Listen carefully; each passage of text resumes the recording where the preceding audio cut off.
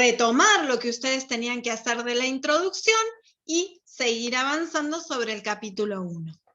Hoy yo les envié 2 videos, uno que vamos a tomar como disparador ahora, y el video sobre el capítulo 1 de la invención del aula, que les va a servir como soporte, ¿sí? Para seguir como profundizando los conceptos que vamos a trabajar hoy de la mano de estos autores. ¿Está bien? Esa es la idea. Lo primero que vamos a hacer ahora, lo primero que vamos a hacer hoy es, ¿pudieron ver el primero de los videos, ese video de la experiencia teatral? ¿Lo vieron o no? Yo sí, profe. Bien. ¿Maxi lo vio? ¿El resto?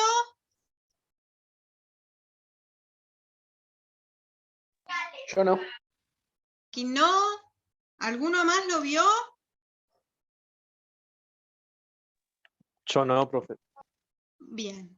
Les cuento para que lo vean, digamos. Es una representación, Maxi, ayúdame, es una representación de la obra de Mi Bella Dama, que, que lo que hace es representar en una obra de teatro, la escena en donde hay 2 chicas, ¿sí?, de clase humilde, frente a 2 jóvenes profesores que tenían un debate entre estos 2 profesores y un experimento por llevarse a cabo. Este experimento que quieren llevar a cabo tiene que ver con el fenómeno educativo. ¿Y a dónde apuntan? Apuntan a pensar en 2 cuestiones, o en 2 posiciones. La primera posición es la de uno de ellos, que dice que esta chica no va a poder ser nunca una bella dama, educada y con modales, porque no tiene la genética o tiene limitaciones por cómo hablaba y demás, para llegar a ser una dama de clase alta. Y el otro, quien sostiene que a través de la educación va a lograr llegar a que sea una bella dama. Y ahí es desde donde se monta este espectáculo, ¿no? Y esta obra. Ustedes la tienen desarrollada en la introducción del texto de Dussel, también la tienen en el capítulo 1 del ABC, ¿sí? Esta escena o la referencia a esta obra teatral. Mi pregunta es, ¿no?, con respecto a esto, ¿ustedes qué piensan? ¿Estarían del lado de aquel que sostiene que no podría llegar nunca a ser una bella dama porque tiene limitaciones que pueden ser genéticas o pueden ser de otra naturaleza? Entonces no va a poder llegar a ser nunca esa bella dama, ¿o están del lado de aquel que sostiene que con la educación va a llegar a ser lo que querían que sea? ¿Qué piensan?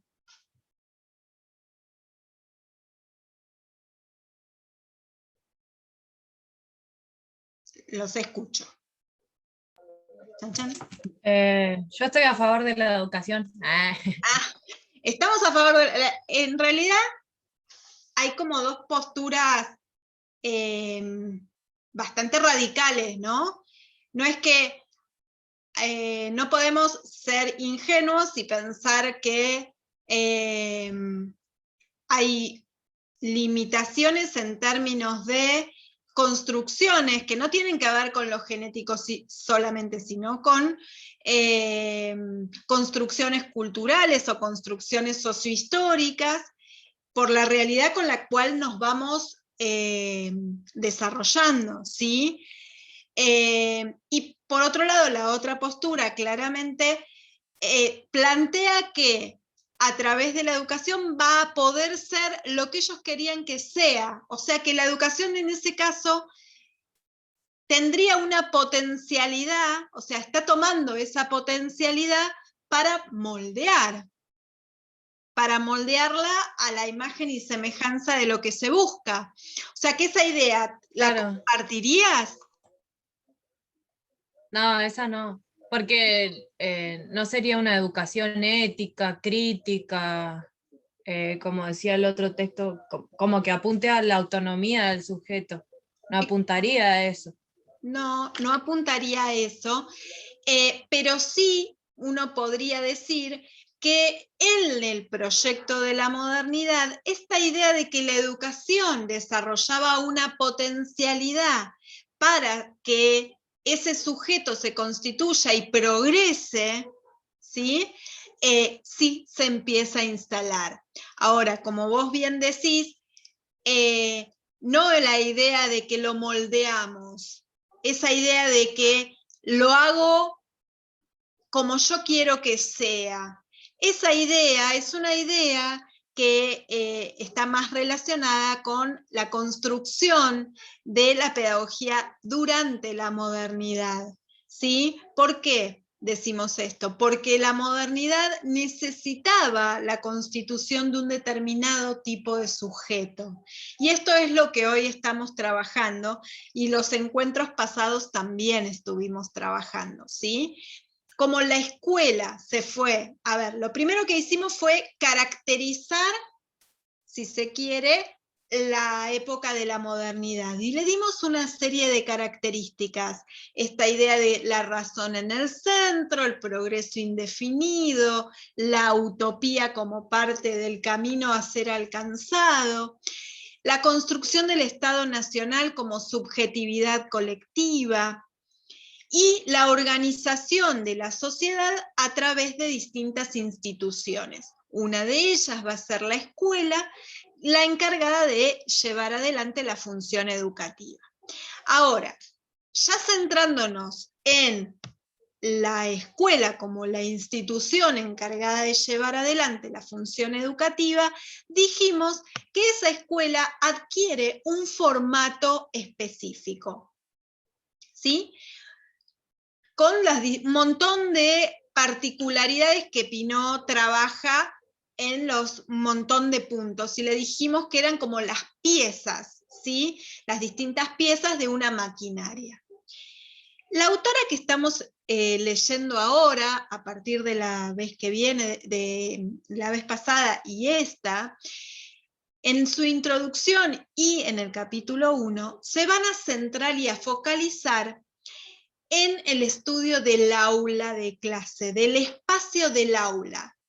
Escuela como institución, ya nos metemos adentro, y qué pasa en el aula.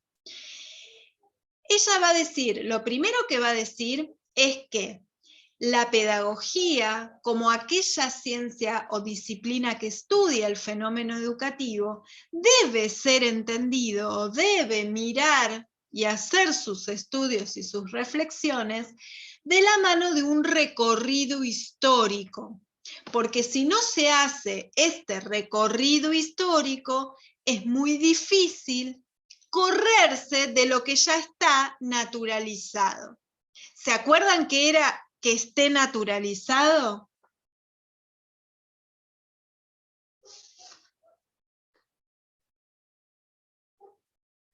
Chan, chan. ¿Qué era algo que está naturalizado? Bruno, ¿qué era algo que está naturalizado? ¿Cómo, profe? ¿No sería algo que lo toman como si fuera normal? Exacto, exacto, ¿sí? Algo que se instala como si fuera lo normal, pero que fue producto de una historia, ¿sí? Entonces, esta autora nos va a decir que nosotros, para poder entender a la pedagogía hoy y darle un nuevo sentido, debemos hacer un recorrido en la historia, cuyo eje para ella va a ser el espacio del aula. Pero el espacio del aula vinculado con la escuela y con la pedagogía y con la infancia, ¿sí?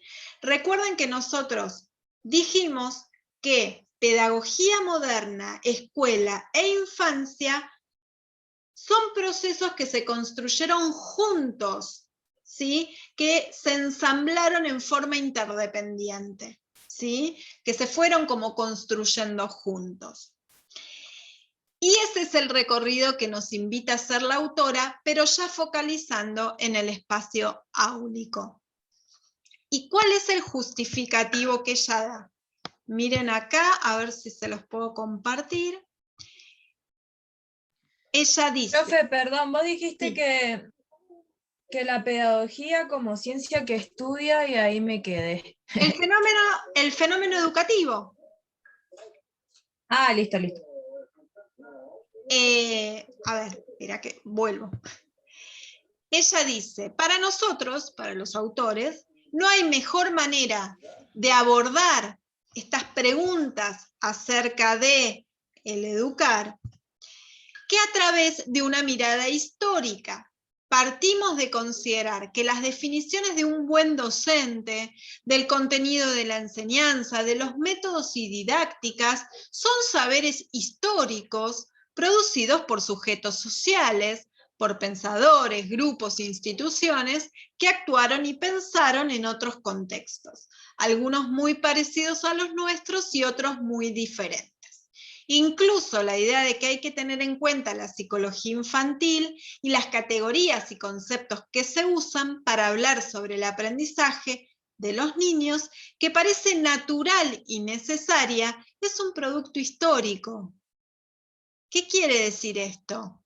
Fíjense que dice, incluso la idea de que hay que tener en cuenta la psicología infantil y las categorías y conceptos que se usan para hablar sobre el aprendizaje de los niños, que parece natural y necesaria, es un producto histórico.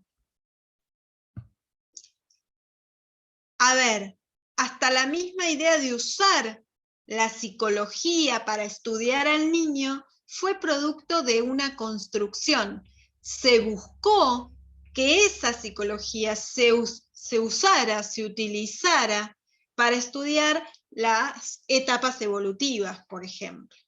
¿Sí? Pero no es natural que eso suceda, se construyó. ¿Por qué? Porque había que fundamentar el estudio de la infancia, porque había que fundamentar y validar cómo se iba a enseñar según distintas edades. Entonces, hay siempre un recorrido histórico que debe verse. Y dice, por medio del recorrido, por la historia del aula y de las formas de enseñar, querríamos esclarecer el hecho de que muchas de las técnicas y palabras que usamos para referirnos a lo que ocurre en clase tienen un pasado, emergieron en situaciones concretas en respuesta a desafíos o problemas específicos, y que probablemente cuando las usamos todavía sigan portando parte de esos significados. Es decir, hace ese recorrido por el aula, que ahora lo vamos a ver, porque tiene que saber por qué esas técnicas se utilizaron o esas estrategias o esa disposición, porque eso que se utiliza o que se utilizó tuvo un sentido, tuvo un significado y que puede seguir teniéndolo, porque se fue reproduciendo a lo largo del tiempo. ¿Está bien? Entonces, es esa la mirada con la que debemos abordar el texto de Dussel y Caruso. Nosotros estuvimos trabajando la idea de que la pedagogía moderna, ayudó a estructurar y a dar forma y cuerpo a las escuelas como las conocemos, a ese formato escolarizante. Lo mismo va a suceder con el espacio del aula. Para la autora o para los autores, el aula es el espacio en donde se concretizaron, se hicieron actos, se actuaron, se materializaron las intenciones, los propósitos que se buscaban cumplir. ¿Qué quiere decir esto? Ella dice algo así como que los alumnos levanten la mano para hablar, que se forme fila uno detrás del otro, que se dispongan los bancos uno detrás del otro. Son distintas materializaciones, es decir, distintas concreciones a través de las cuales se logran los objetivos que querían, que tenían que ver con la construcción de una determinada subjetividad. ¿Cuál era esa subjetividad que se quería formar? ¿De qué subjetividad estoy hablando? ¿Qué se quería formar?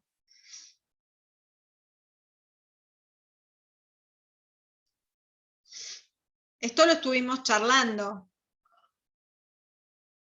¿Qué tipo de sujeto se quería formar? ¿No tiene que ver con las clases sociales de esa época? A ver. Y porque ponele, si vos nacías en un estrato que tenías que ser obrero, te educaban para trabajar la mano de obra y eso. Sí. No ibas a tener acceso a leyes, por ejemplo.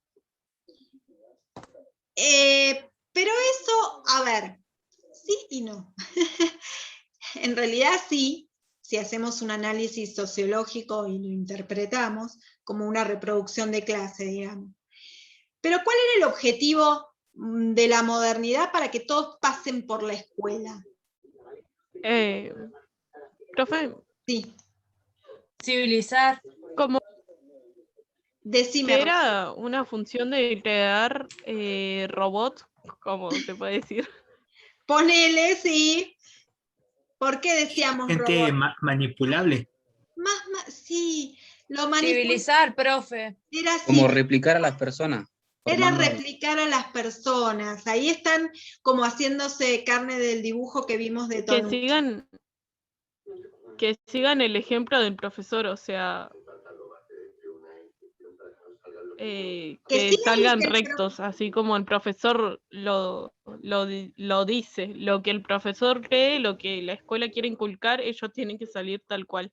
Exactamente, esa es la misma idea de civilizar, como dice Muticia, porque había que formar un sujeto ciudadano, digamos, pero también disciplinar, ¿no? Disciplinar tiene que ver con esto que está diciendo Rocío. Moldear ese sujeto para que se adapte, para que se digamos, para que tenga un modo de pensar determinado. Tomás decía ahí futuros educadores. En realidad estamos formando a todos los sujetos, a todos los que pasaban por la escuela. Después hablaremos de los que seguían estudiando, porque no todos seguían estudiando. En esta parte de lo que estamos analizando, estamos pensando cómo se construyó la escuela y se universalizó. ¿Qué quiere decir esto? Se logró la masificación para todos. Todos pasamos por la escuela primaria. Ahora, después, ¿qué pasó con la continuidad? Eso va a ser un tema para debatir más adelante. ¿Por qué debíamos pasar todos por la escuela? Porque había que ser disciplinados, civilizados. ¿Cómo lográbamos disciplinar? Ahí está la relación con estos autores que estamos analizando. Estos autores dicen, el aula, el espacio del aula, se materializó de tal forma que cumplía con los objetivos de ese disciplinamiento. Por ejemplo, que los bancos estén dispuestos uno detrás del otro, era para que los estudiantes no se comunicaran. ¿sí? Uno detrás del otro. Y que solo se escuchase al docente que estaba frente a ellos, porque era la única voz autorizada.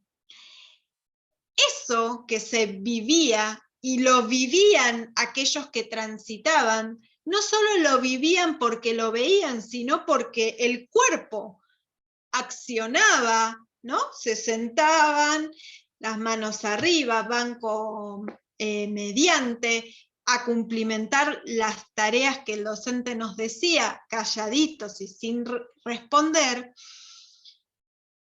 Eso ¿Eran como era... sometidos a vigilancia? ¿Cómo? ¿Perdón? ¿Sometidos a vigilancia?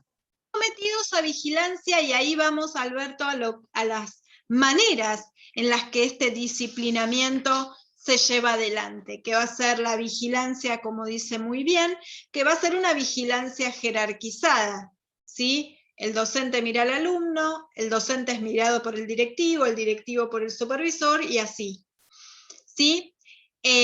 También estaba la sanción, también estaba el examen. Entonces, estos autores están diciendo que en el aula hay una doble materialización. No solo se materializa en la disposición de esa aula, con el tiempo y el espacio determinado, sino que también hay una materialización en la estructura de la comunicación. ¿Qué quiere decir esto? Que la comunicación solo fluía de una sola manera. ¿Quién era la voz autorizada? Docente. El docente. Exactamente. Entonces, esa es la forma en la que el aula como espacio se materializa en la intención de disciplinar, de controlar, de civilizar. ¿Está bien? Había que civilizar a través de la imposición de una determinada manera de ver el mundo. ¿Vamos por acá o mazo?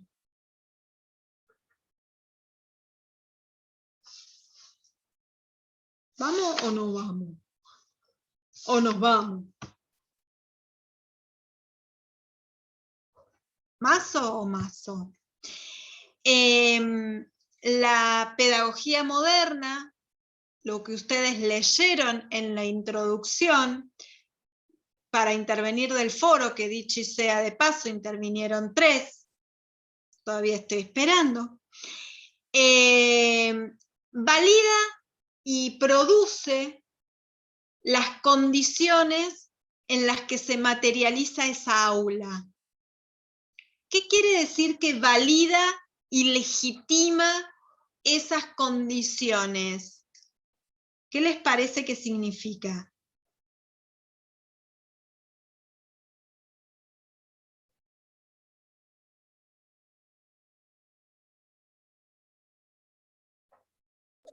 ¿Cómo, profe? ¿Cómo dijo? Digo, Como que que son las correctas. A ver, vamos a pensarlo. A ver, la pedagogía legitima y valida las condiciones de materialidad que están diciendo estos autores que se forma el aula. Muticia dice que tiene que ver que aunque son las válidas, son las que válidas ¿para quién? Para esa época. Bueno, vamos a ver, para los fines de la modernidad.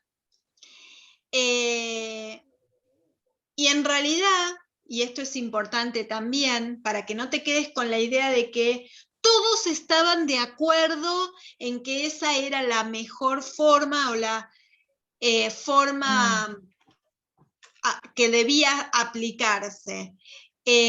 Hubo muchas tensiones, muchos debates, muchas peleas, pero triunfan aquellas válidas para cumplir las intenciones que se querían cumplir.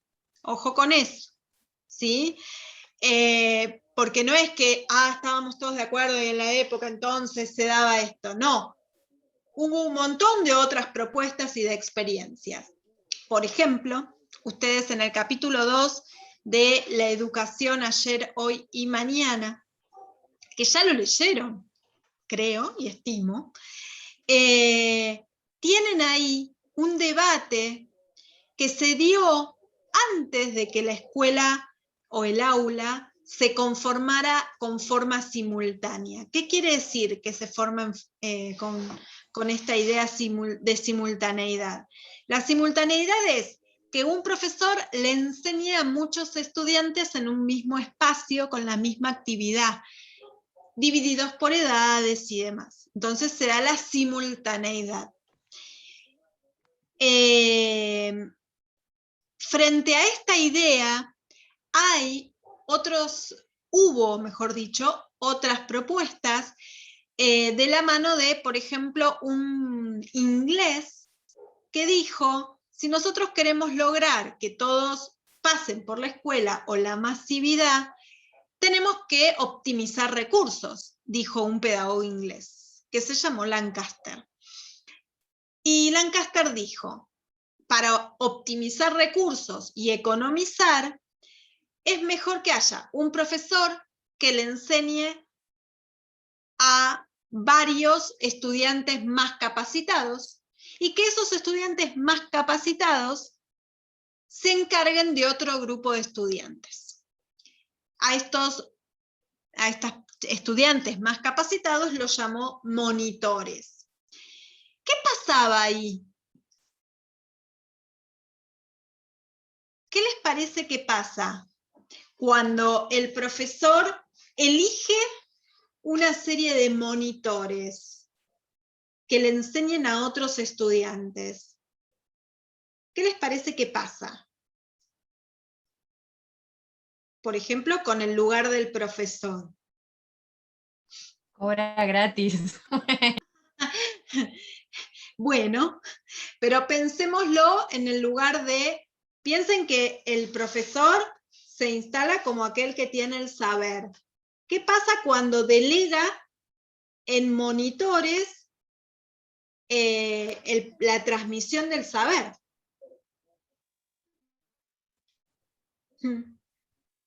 Otorga poder sobre los demás. Otorga poder sobre los demás. Y cualquiera podía tener ese poder, así que todos se iban a pelear por ese poder, porque tener ese poder era un montón.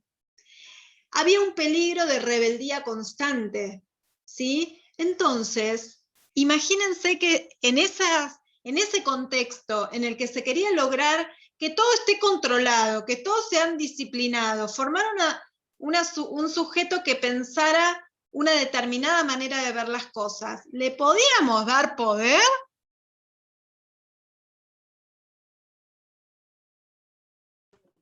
No.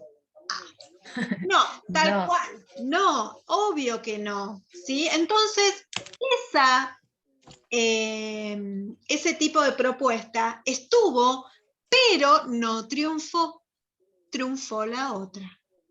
Eso es lo que nosotros estamos viendo, que en el recorrido de la historia triunfaron aquellos dispositivos que cumplían a los fines de disciplinar, de imponer, de homogeneizar una determinada mirada.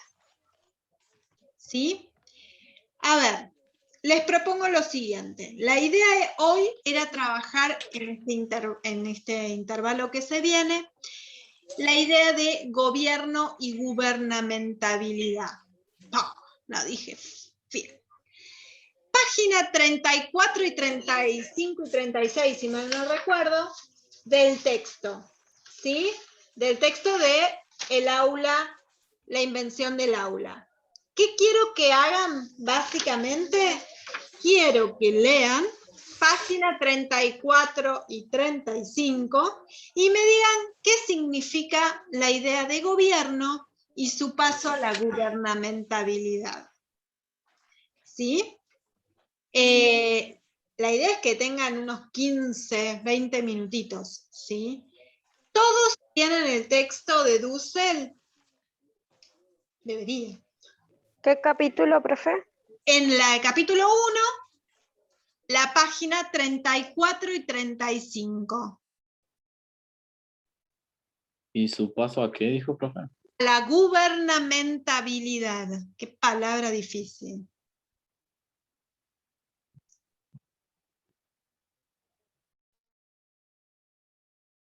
Es la página 34-35 del texto, no del PDF, porque a veces nos confundimos. ¿Les parece que nos encontremos 21 horas para ver cómo les fue?